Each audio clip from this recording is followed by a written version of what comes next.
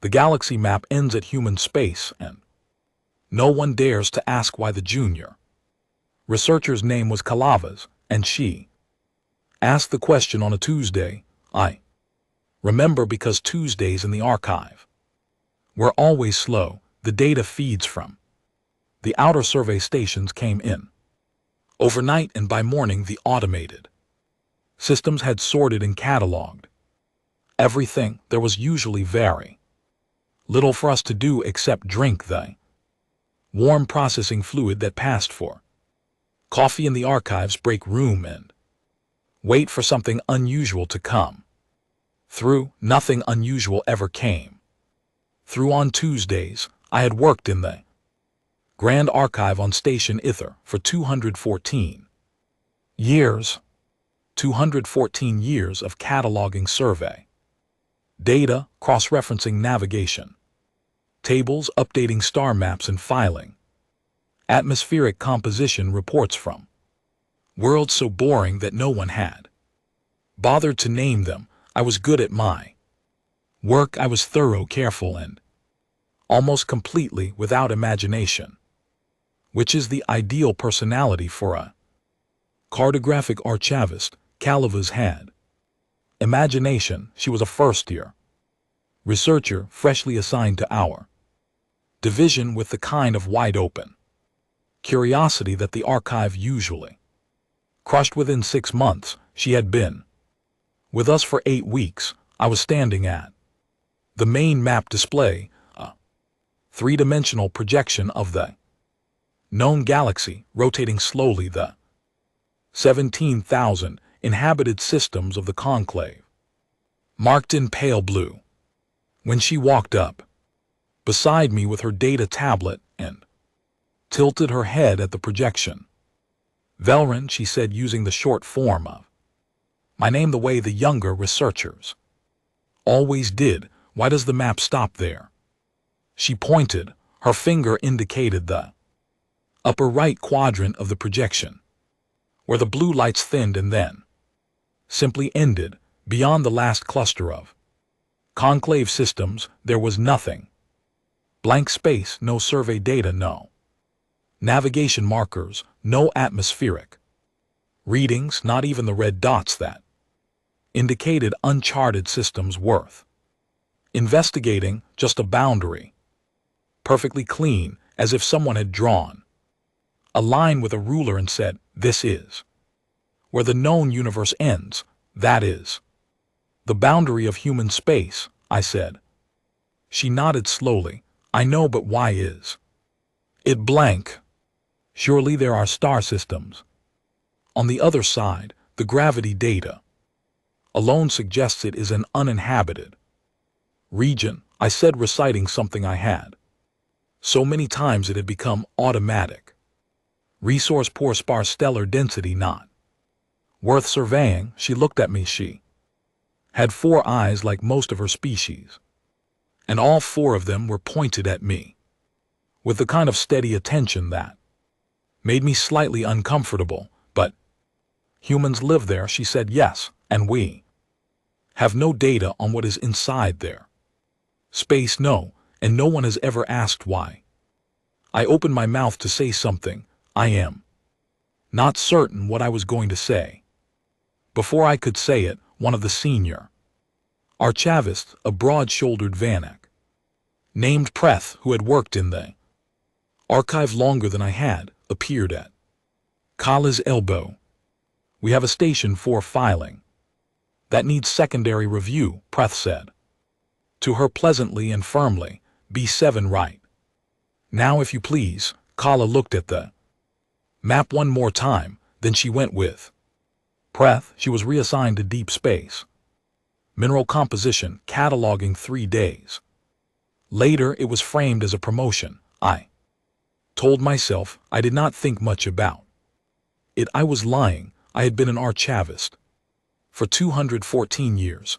I had cataloged more data than I could consciously recall, and yet standing at that map projection, after Kala left, I realized I had been looking at that blank space my entire career and had never once asked why it was blank, not because I was incurious, because something somewhere in my mind had quietly decided not to. I started with the automated catalog. I pulled every record tagged with the phrase human space or the older designation solid adjacent cluster and sorted them by date. The results stretched back nearly 1,000 standard years. I expected to find survey reports, habitat assessments, the normal accumulation of data that the conclave gathered on every region of space it had ever turned a sensor toward. What I found instead was this: there were survey records going back 1,100 years. They described the solid adjacent cluster in careful, measured language. Resource poor, they said. Sparse stellar density, low. Estimated value for colonization or extraction. The same three phrases again and again in report after report across 4 centuries. And then 847 years ago, the report stopped.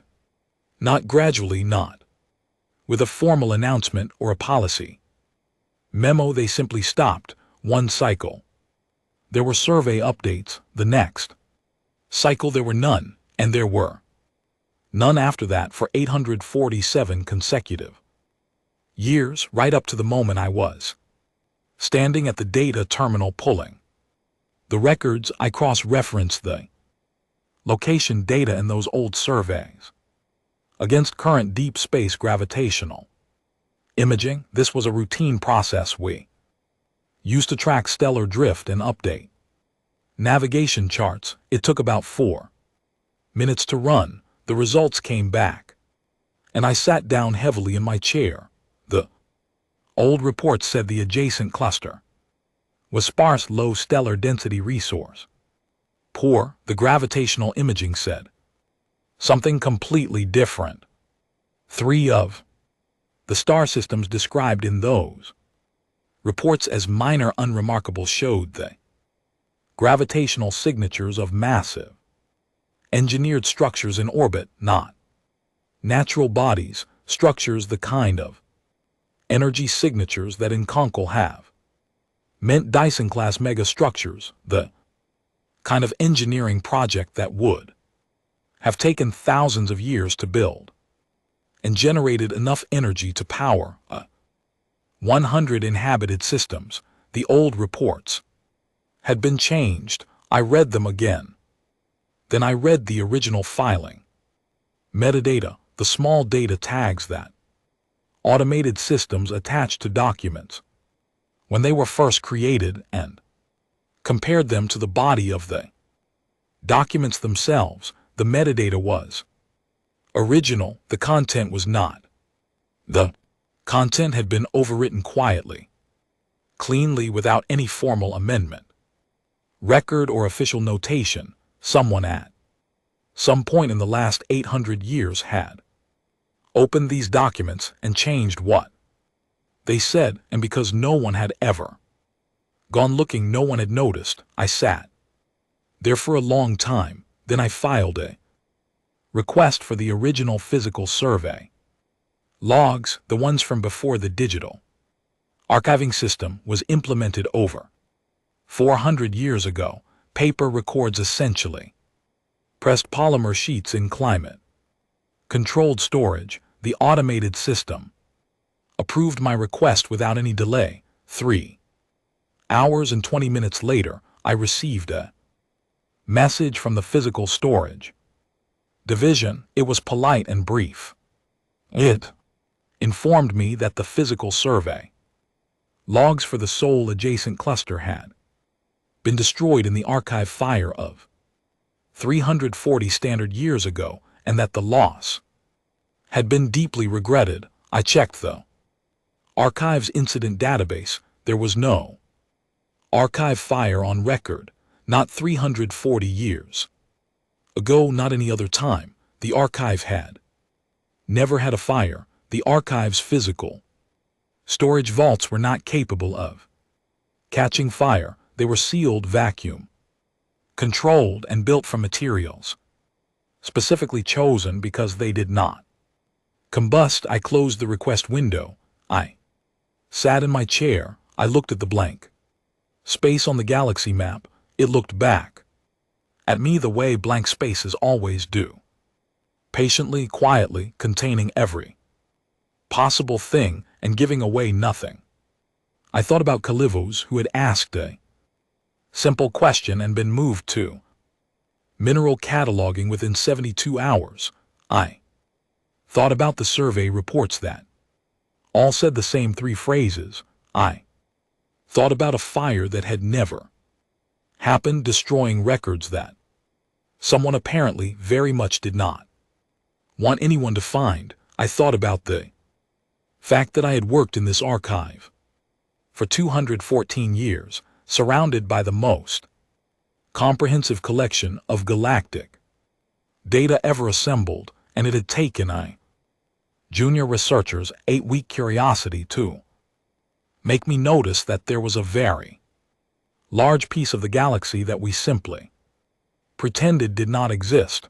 I did not sleep well that night. I do not think I was supposed to.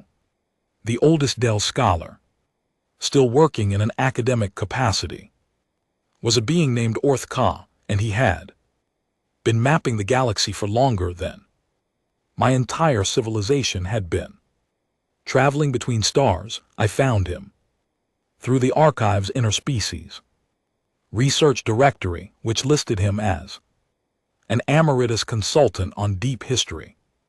See Graphy. His office was on the station's residential tier, tucked between a humidity-controlled garden for species that needed wet environments and structural maintenance corridor that smelled of coolant. The office itself was small. Every surface was covered with physical documents, actual pressed polymer sheets handwritten in a script so old that the translation software on my tablet struggled with it. He was not surprised to see me. That was the first strange thing. Belron, he said, getting my name right on the first attempt, which surprised me. Please come in, sit wherever you can find space. You want to talk about the blank part of the map. I had not told anyone what I was investigating. I had filed no reports, sent no messages, and mentioned my research to exactly nobody. I had simply searched the archive's interspecies directory and sent a routine meeting request. How did you know? I asked. He settled back in his chair and looked at me with the deep-set, heavy-lidded eyes of a species that had been seeing difficult things for 4,000 years, because every few generations, he said, someone from the archive comes to ask me. It is almost always an archivist. Archivists are the ones who actually look at the records. Everyone else just uses the maps. He poured something into 2 small containers and offered one to me. The liquid inside it was dark and warm and smelled like old wood and something electrical. I drank it because refusing Adol's hospitality was considered extremely poor manners.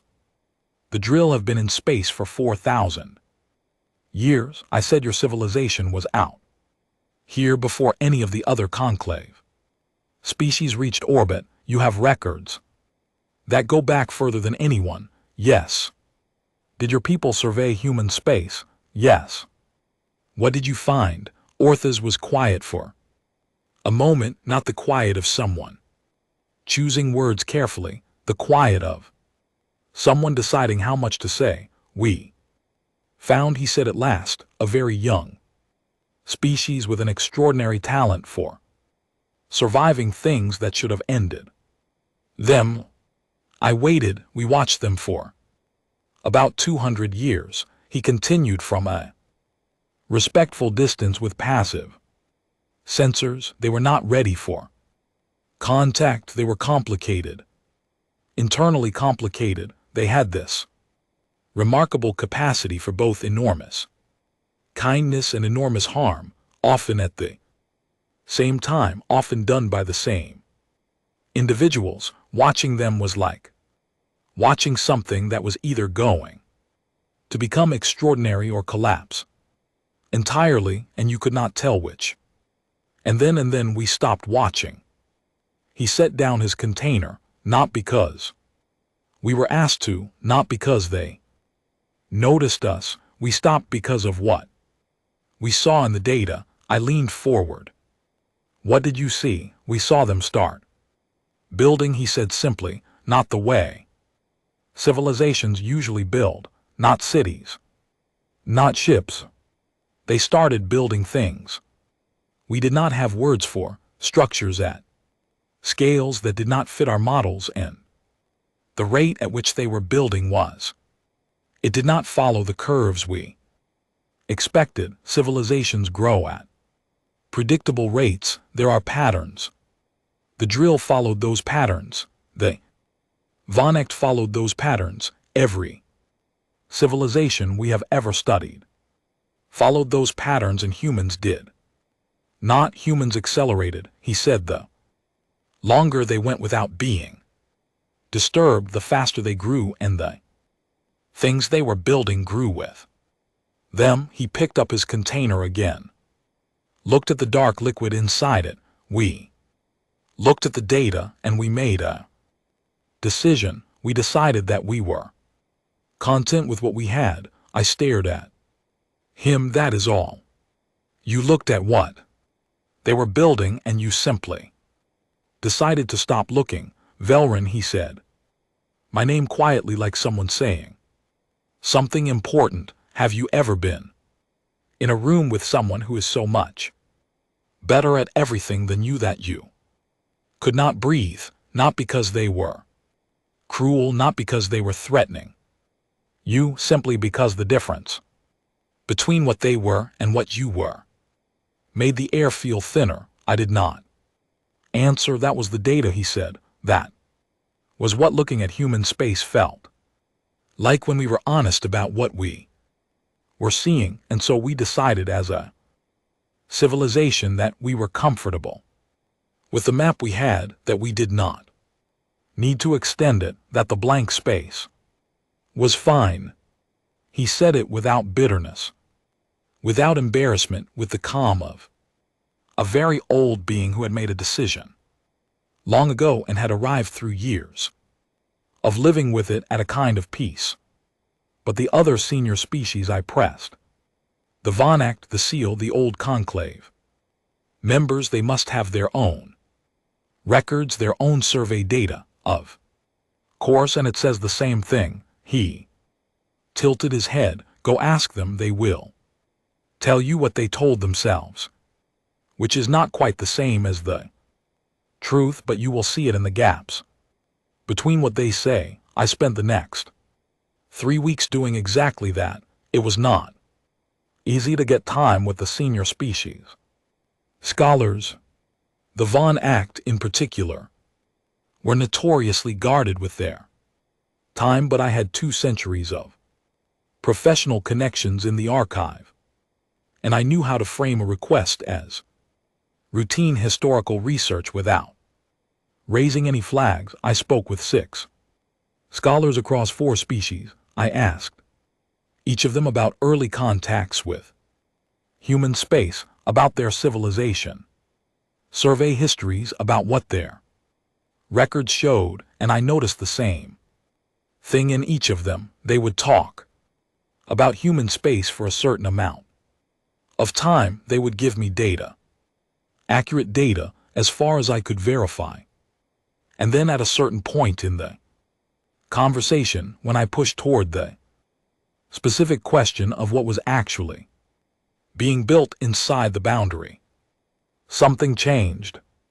Not dramatically, not like a door slamming shut, more like a person who has trained themselves over a very long time not to look in a particular direction. They would grow quiet, they would redirect, they would find something else to be interested in. One Von Echt scholar, a female named Shev, who had been studying galactic seagraphy for 6,000 years, said something that stayed with me. She was in the middle of describing the conclave's early mapping history when she paused and looked at me with an expression I recognized as the one her species made when they were choosing words very carefully. There are things, she said, that a civilization is not ready to know, not because the knowledge is harmful, but because the context does not yet exist to hold it. You would not hand a very young child the answer to a question they have not yet thought to ask. The answer would mean nothing. It might do harm. Are you comparing the conclave to a young child? I asked. She did not smile exactly, but something in her expression shifted. I am saying that wisdom sometimes looks like silence, and sometimes silence is the most generous thing one can offer. She did not elaborate. I did not push her. I had learned by then that pushing did not help. What did help was the archive's automated sensor monitoring system, which I accessed late one evening when the archive was quiet. I was not looking for anything specific.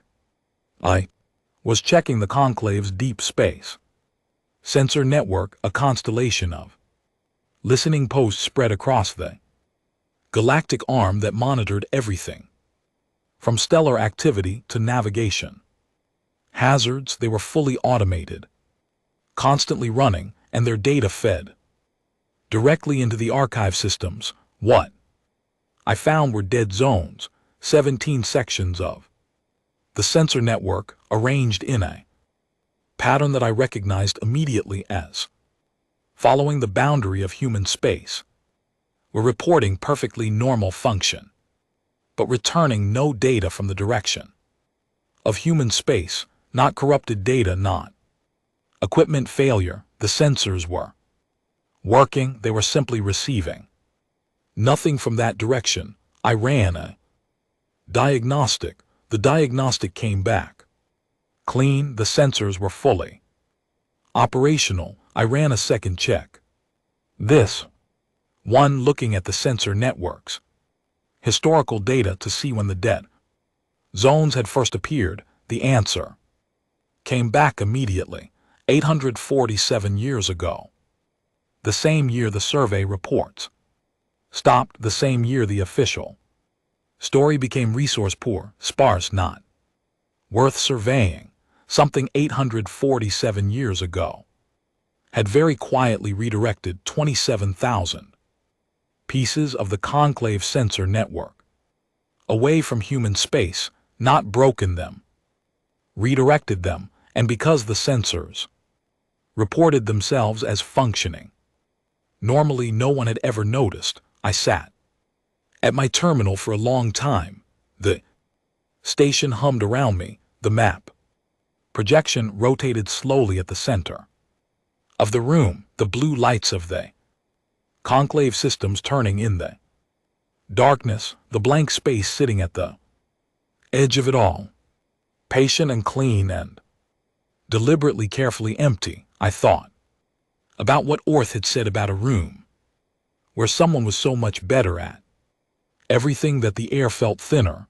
I thought about sensors that worked perfectly but saw nothing. I thought about someone 847 years ago doing all of this so gently and so thoroughly that the entire conclave had simply stopped asking. The next morning I went to find the oldest living academic in the conclave. Her name was Sashli, and she was Vanacht, and she was 11,000 years old. And she had sent me a message sometime during the night that I had not asked her for. It said only, I thought you would get here eventually. Come for tea. Sashli's quarters were kept at a temperature that would have put frost on my scales if I had stayed too long.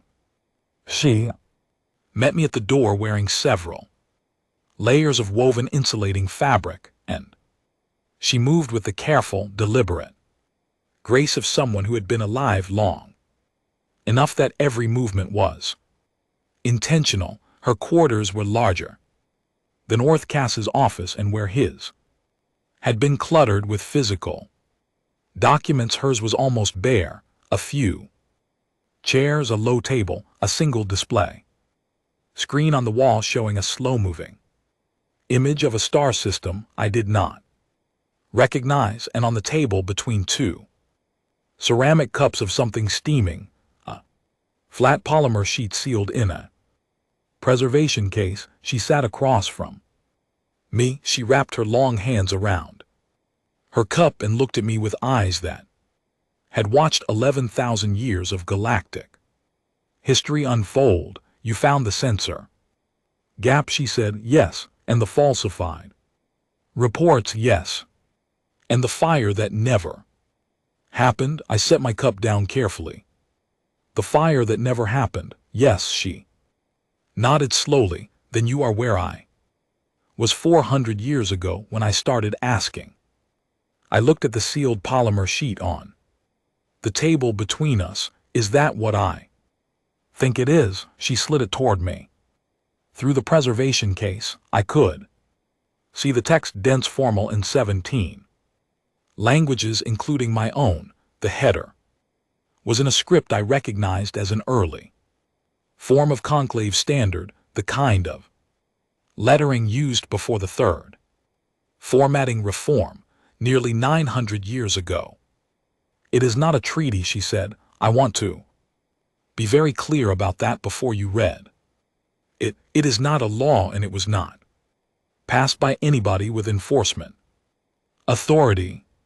It is a recommendation issued 847 years ago by an organization called the First Contact Mediation Council, which no longer officially exists. I read the header. I read the date. I began reading the body of the document, translating it through 3 language shifts as I went. The language was formal and careful and extremely precise, in the way that only documents written by committees of very frightened people ever are. It recommended in the strongest possible terms that all Conclave member civilizations suspend active survey operations in the adjacent cluster. It recommended the withdrawal of sensor coverage from the boundary region. It recommended that existing survey data be archived in a restricted access format for the preservation of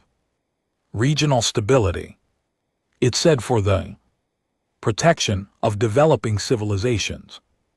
In the interest of all parties. I read that phrase 3 times. In the interest of all parties, not in the interest of humans. I said no, said Sashley. In the interest of the Conclave. Yes. I set the document down. They were protecting themselves, not from humans being dangerous, from something else. She wrapped both hands around her cup and looked at me steadily. A proper diplomatic mission was sent into human space 850 years ago, she said. Before the recommendation, it was not a survey. It was a formal contact mission. Ambassadors, cultural exchange materials, the full ceremonial package that the Conclave uses when welcoming a new civilization into the community. I had found no record of this mission. What happened? It returned, she said. All the ambassadors were alive and well.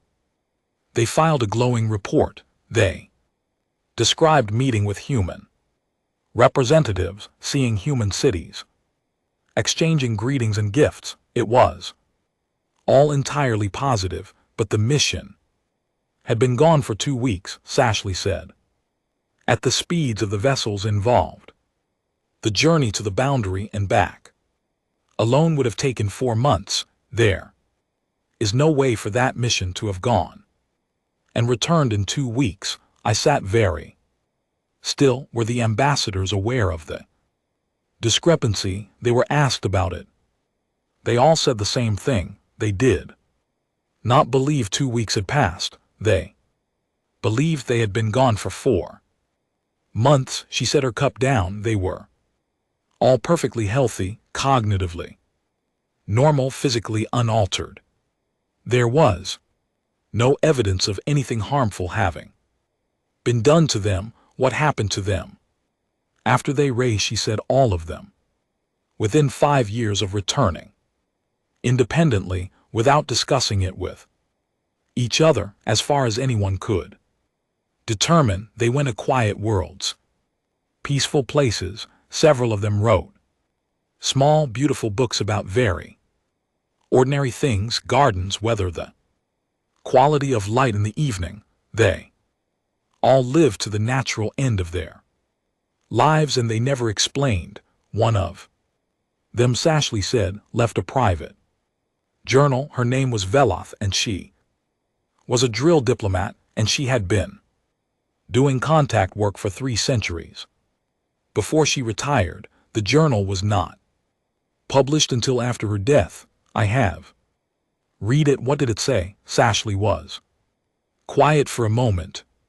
She said that scene, something she did not have words for. She said that it was not frightening.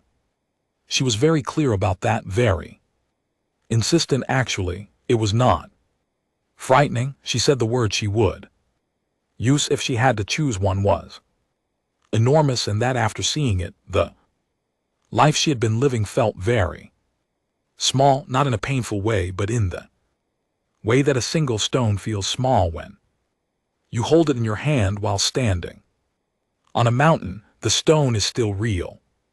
It is still a stone, but you now know that it is one stone among an unimaginable number of stones on an unimaginable mountain. And the recommendation, I said, the document, it was issued after this mission 3 years after, yes, by a council that included representatives of every senior conclave species. She looked at the document on the table. They did not blank human space out of fear of humans. They were not afraid that humans would hurt them. What they were afraid of was simpler and, I think, much harder to admit. They were afraid of knowing. They were afraid that if they kept looking, kept measuring, kept comparing, they would understand completely and clearly exactly how large the gap was between what they were and what was happening inside that boundary. And they did not believe they could continue normally as civilizations if they held that knowledge clearly. So they looked away. They looked away, she agreed, and then they made sure everyone else would look away too, not with force, not with laws, with a quiet recommendation that became habit, that became assumption, that became the shape of how everyone thought about that part of the map. And after 2 or 3 generations, no one needed to be told to look away. They had simply forgotten that there was anything to look at. I sat with that for a long time. Outside Sashley's viewport, the station's exterior lights made a pale wash against the dark somewhere in the direction that the sensors carefully did not point. Things were being built at scales that my civilization had decided it was better not to measure. You said you started asking 400 years ago. I said, what did you find? Where did your asking lead you? Something in her expression shifted. It was not quite a smile. It was the look of someone who has arrived after a very long journey at a place they were not entirely sure they were going to reach. I found the coordinates, she said. I found the data trail, and eventually I was contacted by whom? A human trade liaison, she said, stationed here on Ither, a perfectly ordinary seeming person. She picked up the document in its preservation case, held it for a moment, and set it back on the table. His name was Garrett Cole. He sat where you are sitting now. He drank tea, and he told me that humans had known I was looking for about 6 months before. He made contact. The room felt very still. And what did he tell you? I asked. She reached into the folds of her insulating fabric and produced a small data chip. She set it on the table beside the document. He told me to give this to the next person who came asking. She said that was 400 years ago. I have been waiting. I looked at the tip. It was a standard archive format, the kind used for navigation data, he said. Sashley continued that there are coordinates on that chip that do not appear on any conclave map, and that if I wanted to understand what was being built inside the boundary, I should find someone worth giving those coordinates to. I picked up the chip. It was light, unremarkable, completely ordinary to the touch. He said one more thing, she added, and her voice was quieter now. He said that they do not keep the map blank to hide from us. They keep it blank because the conclave blanked it itself, and correcting it without being asked would be his word presumptuous. I turned the chip over in my fingers. And you have been waiting 1400 years to give this to someone? I said. You are the first person, she said simply, who asked all the right questions and kept asking them. I pocketed the chip. I thanked her for the tea. I stood at the door for a moment before I left and looked back at her, 11,000 years old, wrapped in insulating fabric, sitting beside a document that had shaped the silence of an entire galaxy. And I asked one last question. Were you ever afraid during all of it? She considered this with the seriousness it deserved. She said, curious, occasionally uncomfortable, but never afraid. She picked up her cup. Again, they are not something to be afraid of, Valoran. That is the thing the recommendation got wrong. It assumed that the gap would feel threatening, but threatening is not the right word. The right word is, she paused, looking for it. The right word is humbling, and humble is not a bad thing to be. I left her quarters and walked back through the station's corridors with a data chip in my pocket. That was either the most important thing I had ever held, or a very old joke that I had not caught the punchline to yet. I went to find the human trade liaison. His name was Hess.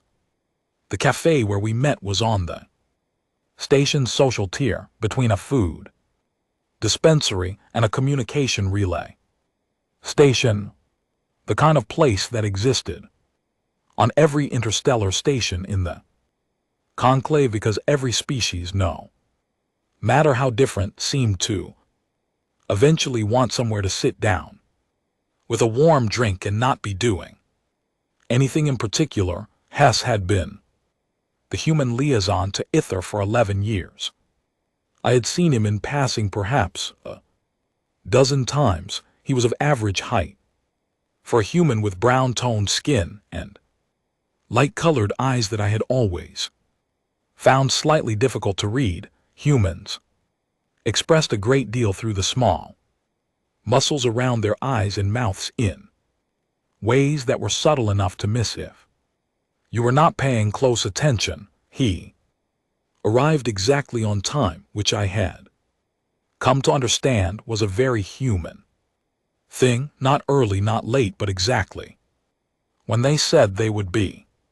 He ordered something warm and dark from the dispensary and sat across from me and looked at me with those light-colored eyes and said, before I could say anything, "Yes," I said. "She gave you the chip?" "Yes." He nodded once, the small forward movement of the head that humans use to indicate understanding. "Good. She has been sitting on that for a very long time." He wrapped both hands around his cup. "Tell me what you know." I told him all of it, from Kavaz's question at the map display through Orth Cause's quiet admission through the falsified survey, reports and the censor gaps, and the diplomatic mission that had returned 2 weeks early with ambassadors who went home and wrote about gardens.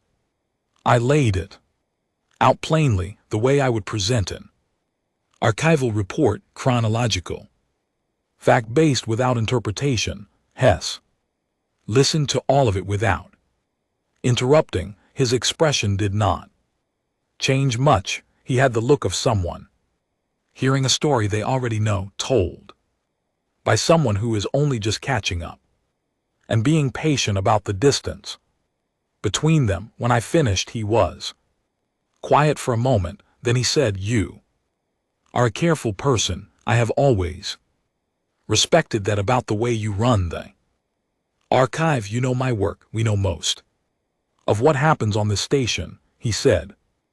Not unkindly, not intrusively, just we pay. I let that sit. The censor gaps, I said, the dead zones in the network. That was your doing. Yes, 847 years ago we adjusted the censor network's targeting parameters. It was a minor calibration. From our end, the sensors still work perfectly. They just look at everything except the boundary region. He tilted his head. We did not do it in secret. It was done openly as part of a mutual agreement with the First Contact Mediation Council. The council recommended it. They asked us to. He said we agreed because they were right, that the conclave was not ready for what? Hess set his cup down and looked at me directly. I am going to tell you some things, he said, and I want you to understand that I am not telling you to impress you or frighten you. I am telling you because you asked, and because you did the work of asking properly, and because that matters. I understand. I said 850 years ago when the contact mission came in. We had been in space for 300 years. He said it simply the way someone might say they had been living in a house for a while. 3 centuries of interstellar travel. In that time, we built 800 inhabited stations and 4 permanent colonies. We were a mess. We were internally complicated. Our history up to that point was not pleasant in a lot of ways. We were very good at both building and at ruining what we built. We kept nearly ending ourselves and then not quite doing it, and we did not yet understand why we kept surviving. But you were building. I said even then the structures we build when we do not know what else to do. He said it is the most consistent thing about us. When we are frightened, we build. When we are sad, we build. When we are uncertain, we build. When we do not know how to talk to each other, we build things that show what we mean. He paused. The contact mission saw the early stages of what we were building. They were not prepared for the scale of it even then, and it was only the beginning. I thought of Sashley's word enormous. What is in there now? Asked. Inside the boundary. What are those coordinates on the chip? He picked up his cup, drank from it slowly. 3 new stars, he said. You probably already noticed them. The gravitational data made it into the conclave telescope observations about 50 years ago. Those are construction projects, not weapons, not power generators, habitat projects, structures designed to support life on a scale that does not have a name in conclave standard yet. How large? I asked. He was quiet for a moment, not hesitating, choosing the right way to say something that he had clearly said before and watched land badly. Large enough, he said at last. That large is the wrong unit. I sat with that. Cafe hummed around us at the next table. 2 beings from a species I did not recognize were having an animated Conversation about something involving a lot of hand gestures, the other species. I said the ones Sashley mentioned, the ones who came looking before me. Hess looked at me steadily. There have been 6 across the last 300 years. Each of them found the edge of the map. Each of them asked why it ended there. Each of them followed the questions far enough to reach a conclave liaison or an elder scholar who gave them a data chip. He paused.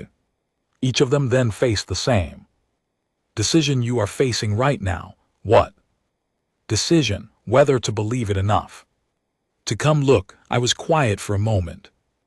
What happened to the 6 who did? They are doing well, he said.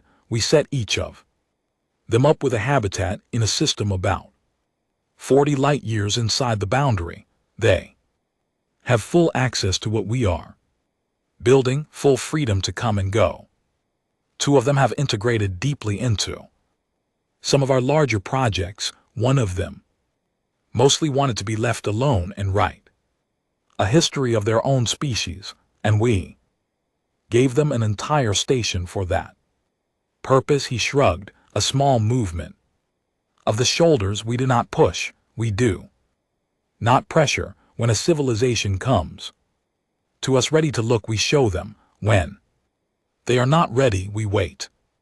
And the ones who found the edge of the map and decided not to cross, they went home. He said they live their lives. We do not contact them. We do not interfere. He paused. We are not collecting species. We are not building an empire. We are busy. We are very, very busy with things that keep us occupied. We simply do not want anyone to be excluded who genuinely wants to understand. I turned the chip over and my fingers on the table. The map, I said. You could correct it. You could send the conclave accurate data. You could show every archive on every station what is actually there. Hess looked at me for a moment, then he did something I had not expected. He smiled. Not a diplomatic smile, not the careful, practiced expression that trade liaison used in formal settings. A genuine one. The kind that reached the small muscles around the eyes, warm and a little tired, and somehow fond. Yes, he said, we could, but you don't know. Why not? He was quiet for just a moment then. Because there is always someone like you, someone who looks at the blank space and cannot stop thinking about it, who pulls the records and finds the gaps and follows the thread until they get to the chip. He lifted his cup. The blank map is not a barrier, it is a question. And the ones who need to find their way to us will always ask it eventually. We just have to be patient. I looked at the chip on the table. I thought about Calivos, who had asked a simple question on a Tuesday and been moved to mineral cataloging within 72 hours. I thought about Orthas and his quiet admission that his civilization had chosen after 4,000 years of space travel to be content with what they had. I thought about 11,000 years of Sashley sitting cold quarters with a chip on a table, waiting for the right person to ask the right questions. I picked up the chip. When will we leave? I asked. I am writing this 6 months after I boarded a human vessel at docking port 14 of Ither station at the end of a 3rd shift cycle, carrying 1 bag and a data chip that I no longer needed because Hess had told me I could leave it on the table. The journey took 3 days. I have been in faster than light travel many times. I know what it looks like, what the instruments show, how the time feels. I do not know what those 3 days were. My instruments gave readings that I could not interpret and still cannot fully explain. I arrived feeling rested, which I had not expected. What I found inside the boundary, I am going to describe as carefully as I can, and I want to be clear before I do that. I am a careful person. I'm an archivist. I spent 214 years cataloging data. I do not exaggerate. I do not embellish. What I am about to write is as accurate as I can make it. Human space is not a cluster of star systems. It is a civilization at a scale that the Conclave does not have language for. The 3 new stars visible from Conclave telescopes, the ones that showed up in gravitational data about 50 years ago, are not stars in the natural sense. They are structures. They are the outermost edge of what humans have been building. The frontier, the recent work, the things they finished last. What lies deeper is older. The first structure I was taken to was a habitat ring around a yellow star about 12 light-years inside. The boundary, the ring, was large enough that from its inner surface the star looked like a sun in a sky. It had sky, it had weather, it had cities built along the inner surface in a long, curving line that went further in both directions than I could see even from the highest observation point I was taken to. Approximately 9 billion people lived on that single ring. 9 billion. The Conclave's most populated world has 4 billion. This was one structure. Hess had been right that large was the wrong unit. There were other structures. I will not attempt to list them all, because the list would be very long and because I do not think the numbers would be meaningful without the context of seeing them. What I will say is that every structure I was shown was full of life, maintained with evident care, and home to more than one species, the 6 Conclave species that had found the edge of the map and crossed the boundary before me were there. As Hess had said, I met representatives of 4 of them. They were engaged in projects that they clearly found meaningful. One species, the Rene, had contributed what their representative described as some foundational mathematics to a project that had been going on for about 200 years. She was so quietly proud of this that it was almost painful to watch. I was shown human history, the full version. I had access to their archives, not a filtered version for diplomatic consumption, but the actual records going back 3,000 years. It was, as Hess had said, not pleasant in a lot of ways. They had spent centuries hurting each other. They had come close multiple times across their history to ending everything, and every time they had not quite done it. Every time, a small number of people who refused to let it end had held things together long enough for something to change. I read one account from a period about 500 years before human space travel, during what their records called a period of severe global instability. I expected to find records of their leaders, their governments, their major institutions.